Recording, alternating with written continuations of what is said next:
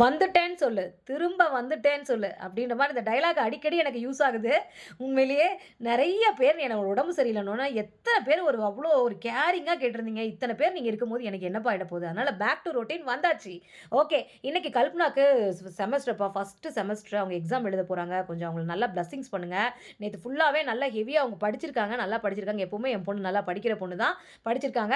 சரி அவங்களுக்கு பார்த்தீங்கன்னா, இன்னைக்கு மதியானம் சாப்பாடுலாம் குடுத்தீங்கன்னா, பெனஞ்சு சாப்பிட்டுட்டு இருக்க டைம் ஆயிடுமா, மதியானம் எக்ஸாம்க்கு போயிடுவேன். அதனால எனக்கு ஈஸியா சாப்பிடுற மாரி செஞ்சு குடுங்கன்னாங்க. ஒரே கல்லுல 2 மாங்கா அடிக்கணுமே அப்படின்னு முடிவு பண்ணிட்டு, சப்பாத்தி பண்ணிட்டேன். காலையில ஒரு 3 சப்பாத்தியும், பாயில்டு எக், உருளைக்கிழங்கு கிரேவி. அந்த உருளைக்கிழங்கு கிரேவி சாப்பாட்டு கூட போட்டு சாப்பிடலாம். நல்லா ஒரு கறி குழம்பு ஸ்டைல்ல வச்சிருந்தேன். நல்லா இருந்தது. கல்பனாவோட அவுட்ஃபிட் இங்க இருக்கு பாருங்க. நைட் ஃபுல்லா அவங்க கண்ணு முழிச்சு விடியகாலைல 3 மணிலேருந்து படிச்ச கண்ணே கருத்து போச்சு பாருங்க. சரி ஓகே. அவங்க படிக்கிறது தானே குழந்தைங்களோட வேலை.